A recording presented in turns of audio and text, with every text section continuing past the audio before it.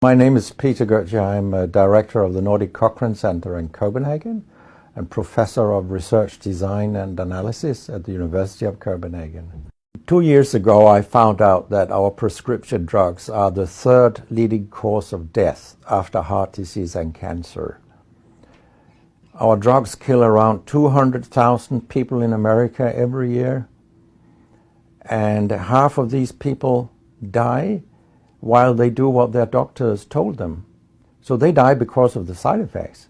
The other half die because of errors. And it's often the doctors that make the errors, because any drug may come with 20, 30 or 40 warnings, contraindications, precautions, and so on. No doctor in the world knows about all this.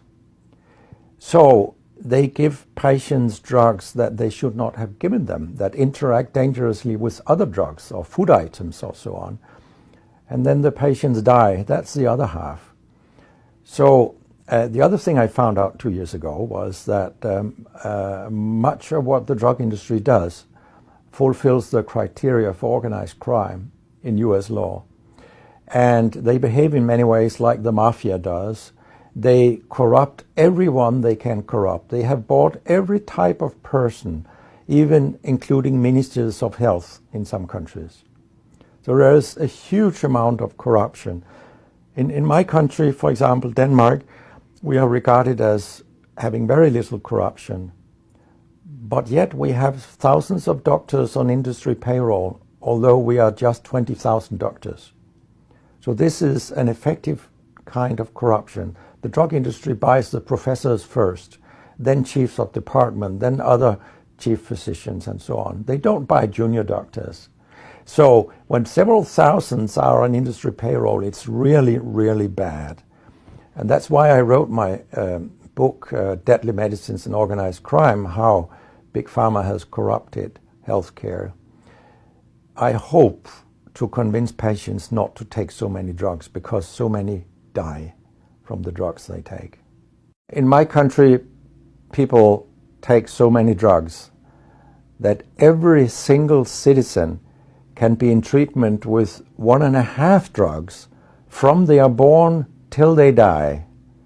This is incredible. And drugs are not that helpful. And they kill very many of us. We know that. That's why drugs are the third major killer after heart disease and cancer. So what we need in the coming years is to take far fewer drugs than what we do currently. If we did that and we were careful, then we could live longer and live better lives. Because drugs have many side effects, and patients often don't realize that when they become worse, that it could be a side effect of the drug, which they continue taking because that's what their doctors tell them. So when I was a specialist in internal medicine, what I very often did was that I stopped a lot of drugs, particularly in elderly people, and it's quite revealing to see a bedridden elderly person come into your ward, and when you stop the drugs, I mean, that person becomes many years younger. And many of these drugs affect the brain, and old people tolerate that very, very badly. They fall, and when they break a hip, 1/4 of them die. And for example, antidepressant drugs are used in more than 10% of our elderly.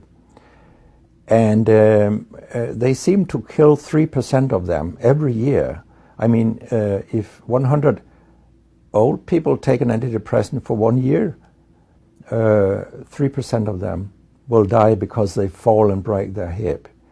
This is a huge death rate. So a lot of other drugs than antidepressants also make people fall and kill them. And they may affect your cognition, your memory, and all these things. And then they interact in ways that we know almost nothing about. Very many elderly, they take more than 5 drugs a day. And we actually don't know how these drugs interact with each other. What we do know is that all drugs have many effects in the body, and some of them interact also in their metabolism. so that you can get a too high concentration of a drug if you take other drugs simultaneously. So we make a lot of harms that we don't even recognize. I have a pretty colorful collection of things people have called me during all these years. And sometimes journalists have asked me, why do you always look up controversy? And my reply is, I don't. Controversy looks me up, because it's not popular to tell the truth in healthcare. You will get a lot of enemies, because a lot of people make money on false